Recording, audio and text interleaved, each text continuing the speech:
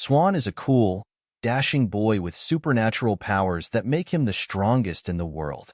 Right now, he is on a quest to save the world and is standing on top of the pyramid on Stage 0, surrounded by millions of undead zombies, skeletons, and monsters who are there to get a piece of his illegal ass. As the monsters start running towards him like the raid on Area 51, he calls his cat, Koi, to come back and then activates his elemental atomic buff. Before charging straight into the enemies and killing them like stupid NPCs, he rushes towards the center with two firing blades in his hands and wonders how many days it has been since he began the battle to protect this pyramid. Just then, the undead archers rain down a fleet of arrows at him, but he jumps up and dodges them all. He starts cutting through them all and calling out their numbers while running around lost in his thoughts. He realizes that some of the undead have combined into massive monsters, and he is now surrounded by a big group of them. With everyone in place, he sits down and activates his ultimate move, Thousand Graves, summoning massive gravestones infused with light magic and killing a lot of them. Then, he jumps down to continue his killing spree like the Gigachad he is. But Swan was not always this cool and strong. To find out how he got to this point, you will have to roll back a whole year to the time before the Fire Nation attacked. Back then, Swan was nothing but a disgusting, stupid, smelly orphan boy who lived all by himself and studied in an elite high school made over the graveyard of degenerate weebs at their dreams and 2D waifus. He thought that his life would never amount to anything great, just like everyone who doesn't watch anime and recaps. But things changed when he found out that the Egyptian prince scammer who asks for $100,000 so he can escape his country and promises that he would give you $10 billion is actually his mysterious grandfather, and he has left him 10 billion yen to spend on online games. Our poor protagonist studies at the Shermu Private Academy and lives in the boy dormitory on the campus. His parents went out to get milk and never returned, so he had to grow up on his own while working all sorts of odd jobs to support himself. He spends most of his days working part-time jobs and getting bullied by idiots who don't like his gaming addiction. One summer morning while he's working as a lifeguard and playing video games on the side, a couple of bullies walk up to him and ask him if he has seen a pink-haired beauty around. He says that he doesn't know what they are talking about, and they tell him that he should be observant as a lifeguard. Swan says that he doesn't know how to swim and he just cleans the pool. So, one of the bullies decides to be an ass and throws his cat, Wan Hoi, into the pool and tells him to go clean it. Swan immediately jumps in to save Wan Hoi but drowns alongside him. The next time he opens his eyes, he finds himself on the floor beside the pool with his friend Rancho waiting for him to wake up.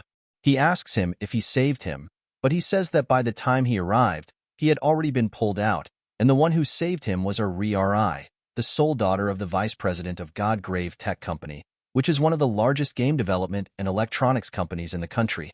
She is the richest, smartest, and most beautiful girl in the school with a line of simps always running around her ready to suck her toes.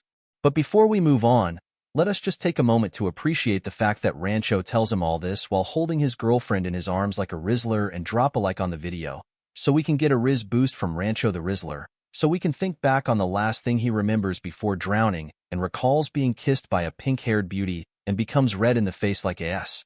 One night, while working as a security guard, he stumbles upon a nasty couple trying to get spicy in the graveyard beside the school campus. He asks them if he can join, but ends up scaring them off and becomes sad about losing yet another chance of losing his virginity. After cleaning up the mess behind them, he sits down next to a lamppost with his usual gaming setup from where he steals electricity to play all night long.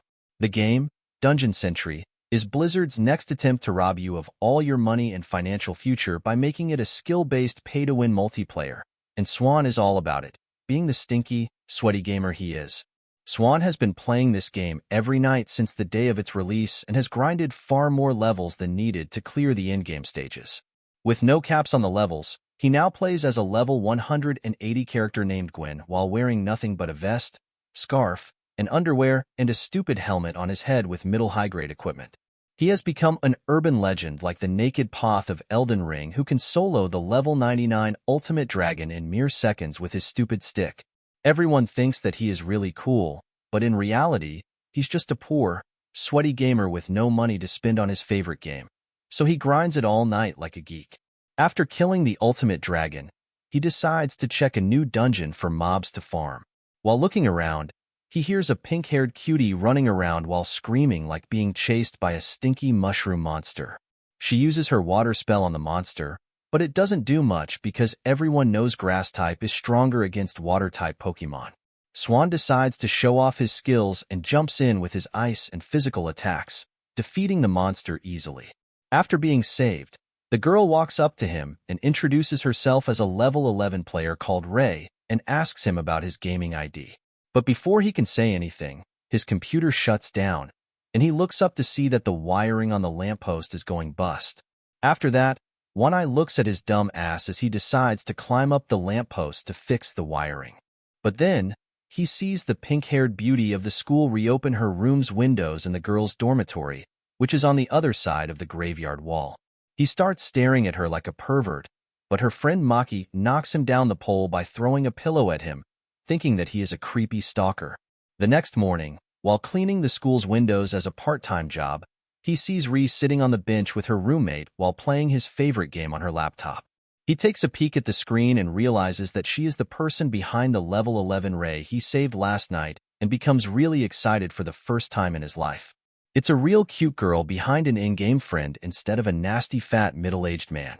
Just then, Rancho catches him glaring at Ree like a creeper and tells him that falling in love is fine, but he should know that she is someone even above the stars, as everyone in the school idealizes her, so he should be careful with what he aims for.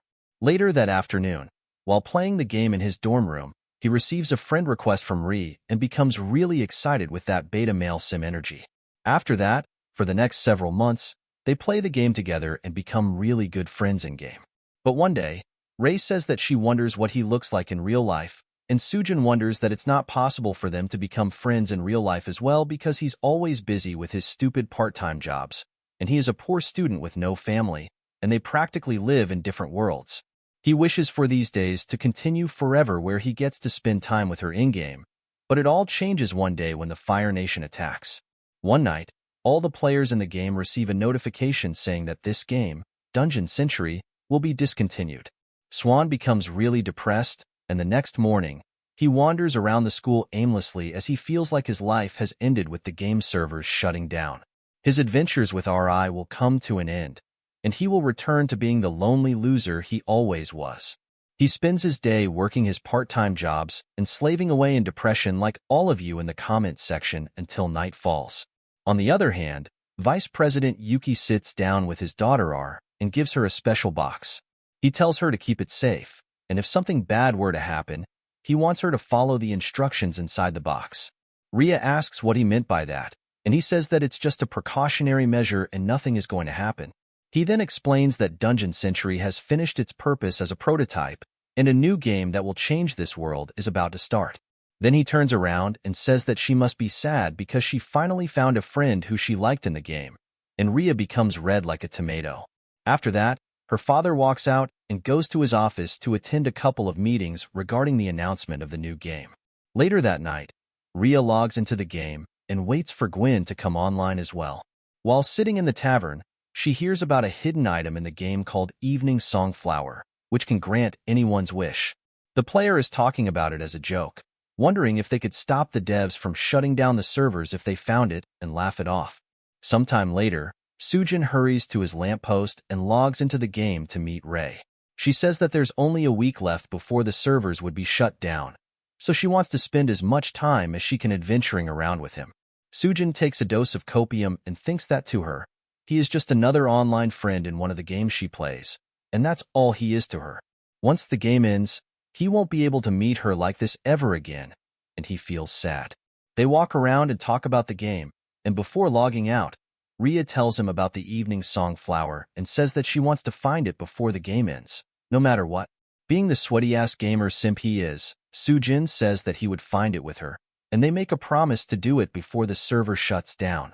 Meanwhile, the GGT announces the launch of the next big online MMO game called Gravebuster. The players will be grave robbers who will hunt down various treasures hidden on each stage, and to suck their souls out, the game will have a new system where your financial strength will be your ultimate strength as well, which basically means it's capitalism, and if you're poor, then good luck. The more money a player spends on the game, the stronger they become. Besides that, all the players who register to play will get a free special console called Kbe, which is specifically designed to play Gravebuster. Just like that, a week passes by, and the day comes when Dungeon Century celebrates its grand finale event. Rhea logs in and waits for Gwen to come and help her find the evening song Flower, but the clock keeps ticking, and he doesn't come. On the other hand, Sujin spends his whole day working odd jobs and feeling depressed. Meanwhile, old man Yuki sits in his office watching his game come to an end in preparation for the masterpiece of his life, Gamebuster, to take over. All the items and currency from Dungeon Century will be transferable to Gamebuster, so the old players would already have an edge over newcomers. But the thing that Yuki is hoping for is for someone to find the hidden item before the servers shut down. Rhea walks around in the field of song flowers and starts looking around for the hidden item on her own.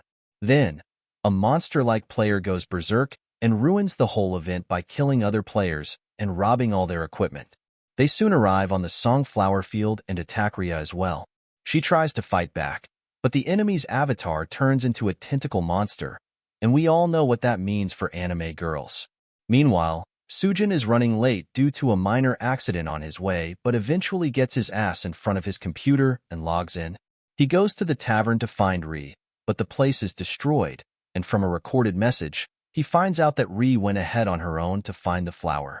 He runs through the destroyed town and eventually arrives on the song flower field and finds Rhea laying on the floor with all her fancy gear gone. He picks her up in his arms and looks down sadly with tears in his eyes as she apologizes for not being able to find the flower for him while holding a bent and broken one in her hands. Sujin's tears fall on the flower, and suddenly it starts shining and blooms into an evening song flower. They both look at it in awe, but then the tentacle monster grabs Rei and rips a hole through her chest, making her the first chibi member of the Dead Donut Gang. Meanwhile, Sujin falls down with the evening song flower in his hands as the servers shut down, and the game comes to an end forever. On the other hand, a red-haired hottie walks inside the GGT building and enters old man Yuki's room. She sits down on his table with a gun pointing at his bald head and says that because he's a co-worker, she would feel sad to put him down. Yuki asks her if she was pretending to be some thief who happened to be passing by and kills him, calling it lame. He further asks her if it's President Ling's idea and says that it definitely sounds like a third-grade idea that he would come up with. She then asks him if he won't tell her how to open the tomb, and he tells her to suck his ARs, and then he won't ever help grave robbers like them. With that, the girl calls out his name and refers to him as the final gravekeeper and thanks him for all his services before shooting him down. The next morning, Sujin walks towards the school with his broken bicycle and notices one running into the fog. He calls out to him and sees Ri holding the cat in her arms and petting it. He silently walks past her, but then she says that he was the one who has been protecting her in the game all this time and asks if he would allow her to thank him. He says that he doesn't deserve it because he couldn't do anything when it mattered, and he didn't even come in time as promised. She says that it's fine and asks if he would protect her in the new game, Grave Robber. He becomes really excited to hear it and says that he will and ends up breaking his cycle's handle, making her laugh at his poor clumsy ass. Later that morning, the GTC building is surrounded with police cars and barricades as they investigate the murder case of Vice President Yuki. Sujin feels extremely shocked when he finds out about this from Rancho during his class and runs towards Ria's dormitory because her father just died. He meets up with Maki at the door, and she tells him that some people from the company came earlier to pick her up as there is a lot of paperwork and arrangements to be made for the funeral, so she would be away for some time.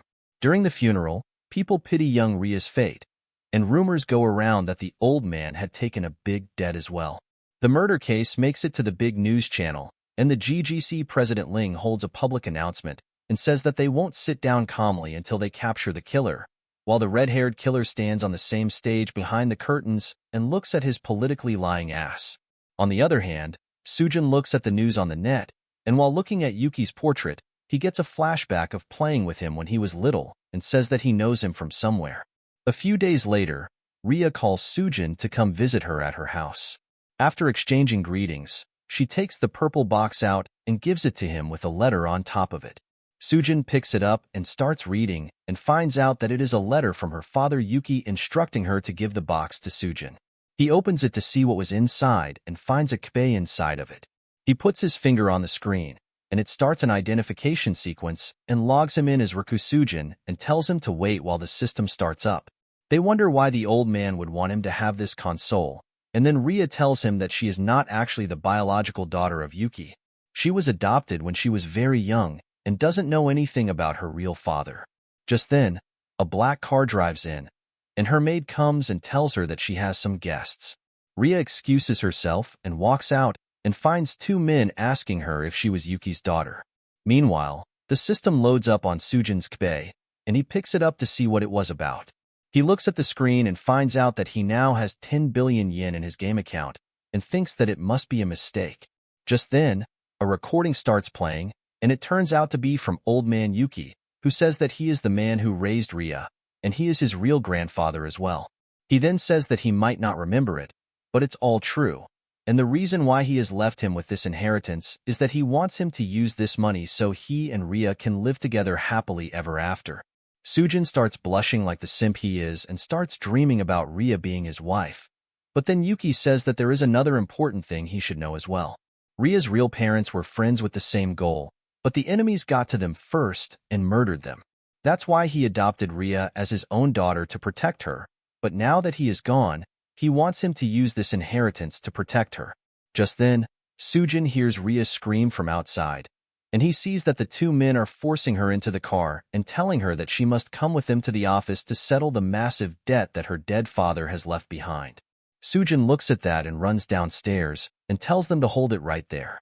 With that, he starts running towards them, ready to throw hands, thinking that he will win this with the power of plot armor, but gets his ass kicked by one of the guys who then walks up and beats him on the ground like some piece of trash. Seeing his pathetic ass getting beat up, Ria becomes really sad and tells them that she will go with them and do whatever they want. When the guy stops kicking him, Sujin grabs his foot and begs him to stop and says that he will pay the debt for her. He finds out that the debt is 500 million yen and starts running upstairs to get the money from his kbei, but then he finds out that in-game currency cannot be exchanged for real money. I don't know why it's a shocker for him, but he becomes surprised about the fact. Just then, he hears Sujin's voice and looks down from the window to see her being taken away in the black car as she thanks him for trying to help her despite being broke. As the car zooms out, he starts crying and thinks about Ria's smile and his time playing with her in the game and the fact that he almost got the blessings of her dead father to marry her. With a power of Sing and an intense desire to lose his virginity, he decides to chase after them on his bicycle. The men in the car say that it's good that he got a good beating and that it should have brought his delusional ass back to reality, but then they hear him racing behind them on his cycle while screaming Ria's name like a raging duck. Ria slides the window down and looks back at him. He says that he will save her no matter what, and she says that she would be waiting for him. But then the driver becomes sick of their stupid romance and hits the brakes so he can ends up getting in front of their car, and then they hit him from behind and make him brutally crash on the side of the road. Ria curls up on her seat in despair while the two men inside laugh at his stupid ha, but then a hooded guy suddenly teleports into the car and surprises all of them. The driver asks who he was, and the guy introduces himself as Silicon and uses his ability to kill them both and then crashes their car as well. Sujin walks up to him and asks who he was and what he did with Ria.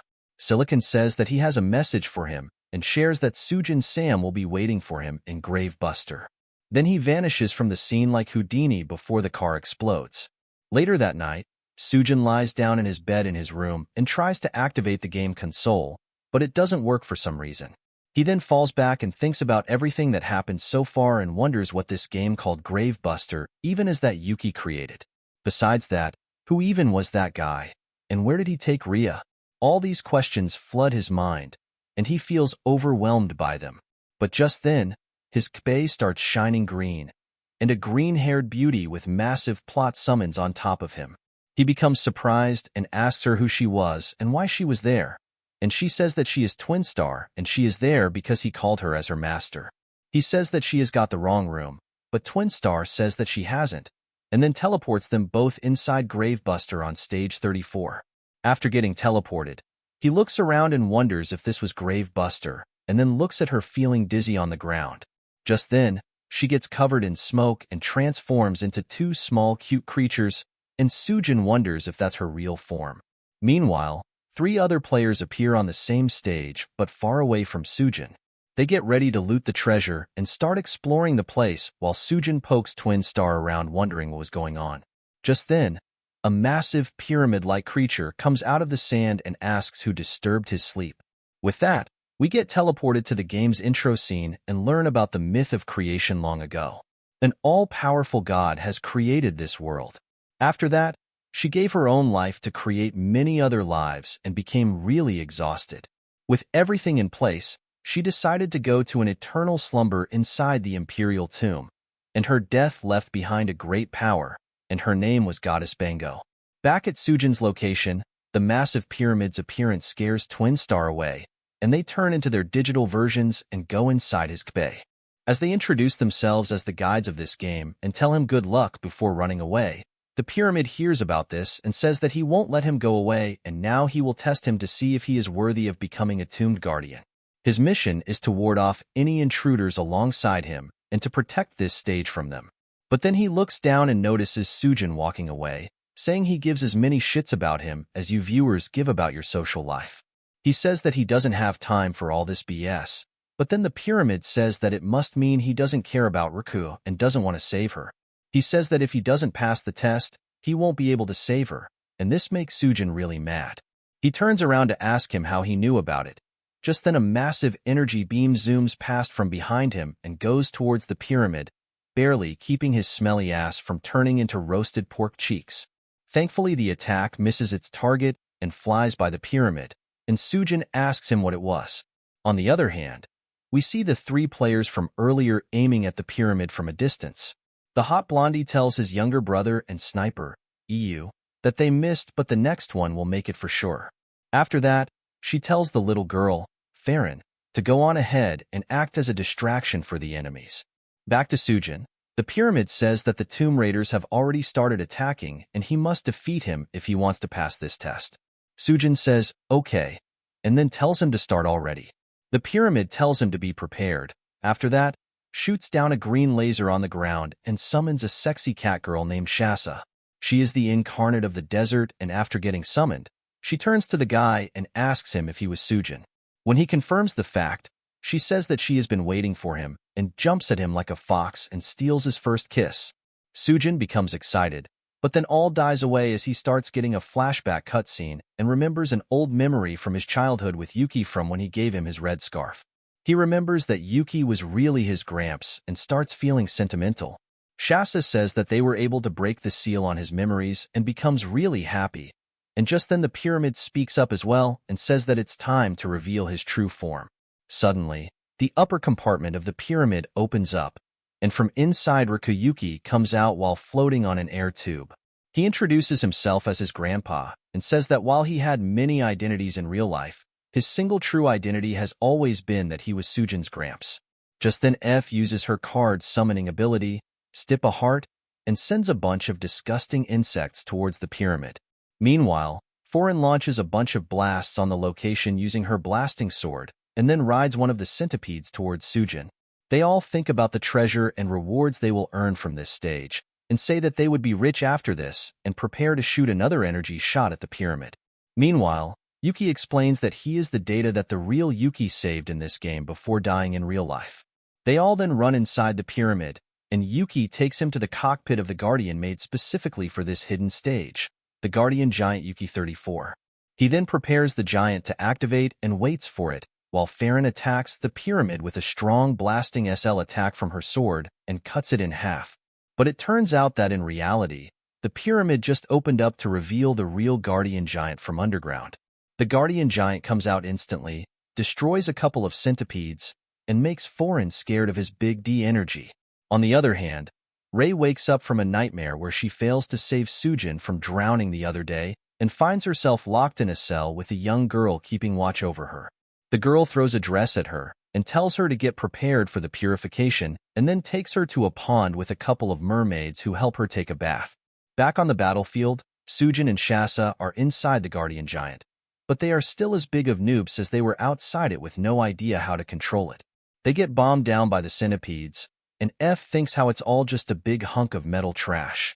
Meanwhile, Sujin and Shasa are struggling with tanking all the attacks, And Yuki thinks back on the origin of the world and explains that Tomb Guardians and Tomb Raiders have fought over the goddess's tomb for over 1,000 years now.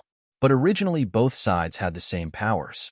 He then says that the Tomb Guardians exist to counter Tomb Raiders who want to spread destruction and gain the power of the goddess for themselves, and it's their duty to protect the tombs, the power, and the world. But over time, the numbers of Tomb Guardians have continued to only decline to the point that now there are less than a handful. Meanwhile, EU is done charging up his cannon and shoots another massive Kamehameha beam at the Guardian Giant and manages to take down one of its legs with it. The giant falls down on the ground, and Shasa worries about it, but Sujin looks as if he has a plan. He tells her to take out the long-range cannon first.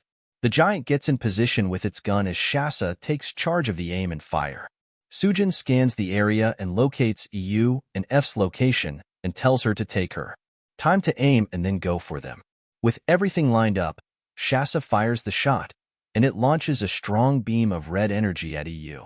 He starts screaming like a baby and pees his pants, but then the energy beam gets reflected by a bunch of diamond cards and goes back to hit the giant instead.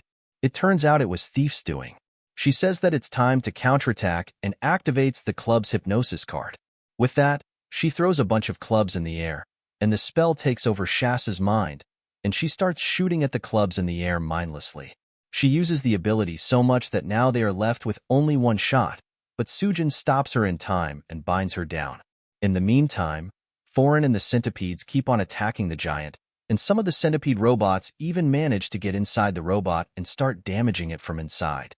Just then, F calls Foreign and tells her to take cover as EU is about to shoot the biggest fart out of his energy cannon that the world has ever seen. On the inside, Sujin turns around to ask for help from Yuki but sees him lying on the ground ready to breathe his last. He asks him what was happening, and Yuki says that he was just the real Yuki's data and now his time is coming to an end, so he should not be sad.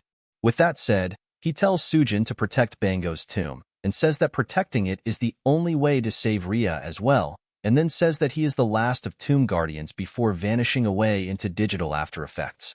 Sujin feels extremely sad about losing his Gramps just when he had gained his memories of him back and starts screaming like an anime protagonist, and with that, his scarf starts shining as well, indicating that plot armor has been turned on. As he makes a plan, Sujin puts Twin and Star in charge of trolling Shasa's mind-controlled shooting frenzy.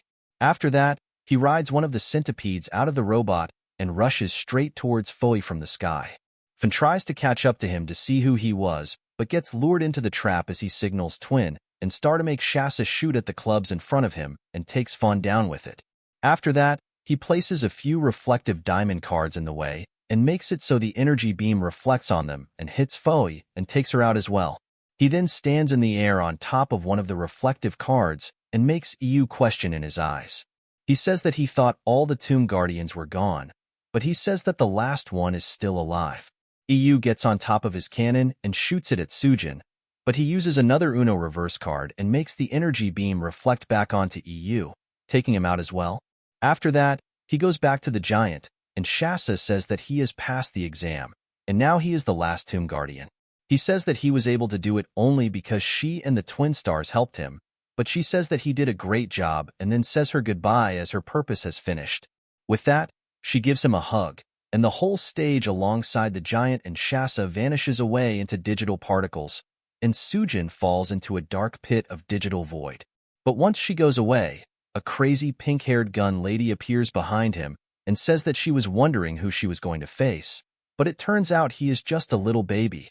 She says that he is not the last Tomb Guardian and that it is her right and shoots him down with her rifle. After getting shot by her, Sujin gets logged out of the game and teleports back to his bed. He checks his chest for the bullet wound, but it rapidly heals up and he's back to normal. He then gets a call on his kbay and picks it up to see who it's from. The guy on the other side of the line introduces himself as Yuan of the Totems clan and tells him that he will be waiting for him in Gravebuster before cutting the call. After that, Sujin receives an image from him showing Ria lying on the bed feeling totally vulnerable, and he starts worrying for her safety and well-being. With the release of Gravebusters, the whole world has now hopped onto this crazy trend. Being a gold digger and Mr. Moneybags is the new trending thing to be, and we see many new logins with over hundreds of thousands of yen to buy good gear and use it to get girls' attention. The next day, inside the game on stage 35 Golden Mines, we see Foy and her group meet up with their self-proclaimed leader Wild Wolf, Airing Lord, and call their team Gold Hunters.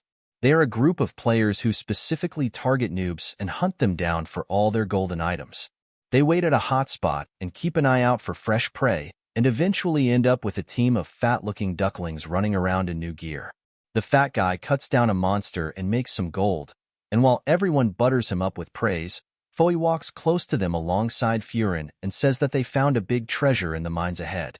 But the monsters attack them, and now she's afraid. She tries to use her plots and pluts to turn them into simps and makes them follow her to the mines. Once there, they ask where the monsters are, and she says that they must have run away seeing their fresh gear. But the monsters inside the mine attack them and stole over 3 million coins. Hearing this, the greedy simps immediately run towards the mine while Furin looks at their dumb asses in disdain. Once they are in place, EU uses his staff and traps them inside an energy cage. Just then, Mr. Kringler jumps down and says that he will now take everything they have. On the other hand, Sujin goes to the Academy library and reads up stuff on the new game. He wants to find more information on Taein and totems to get a lead on Rhea. Just then, Rancho meets him in the library and says that he has got just the right person for him while introducing his new big girlfriend. He says that despite her looks, she's a game freak and has participated in the closed beta as well. While Sujin wonders what happened to his poor friend's taste, from all the research he does, he finds out that the world of Gravebuster is ruled by a man named Dark Tiger who is the head of an organization called Precious. Precious is a massive group of rich boys, and they use their wealth to steal money and items from other players and use them to control the world. But recently, there are some groups rising up to fight against Precious, among them one called Totems, and it is ruled by this guy named Temujin.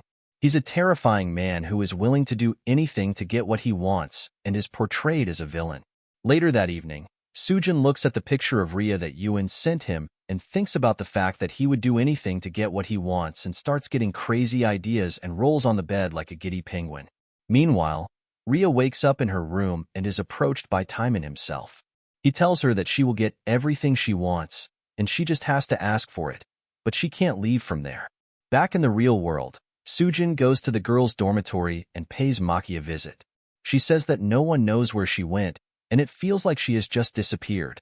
He looks at Rhea's laptop and resolves to bring her back and tells Maki that she will return soon. After that, he activates his console and calls Twinstar before telling her that he is ready and teleporting into the game with her. Meanwhile, Mr. Kringler and his team are having a party in the players' lobby after looting more than 1 million yen off of the newbies. He says that attacking newbies with a lot of cash is the best strategy, and Foy tells him to keep it down because he doesn't really sound cool while saying it out loud. Just then, Furin points towards an ugly-looking big guy sitting in rags on a table in front of them. EU says that he will go and see what was up with him.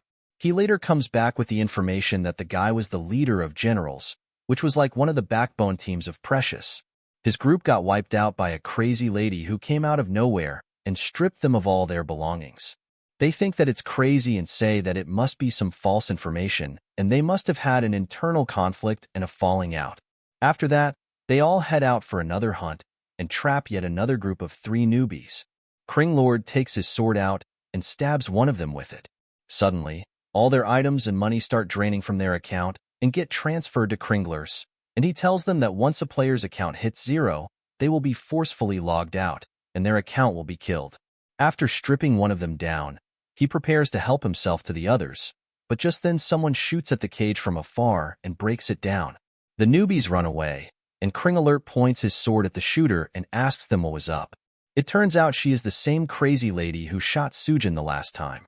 As she says that she is there to hunt them down, Fan begins the fight by shooting a bunch of blasts towards her with her sword, and Foy and EU follow up with a combined reflection and energy beam attack. But the crazy lady dodges through all of it as if she's Batman and has the plot armor of an anime protagonist.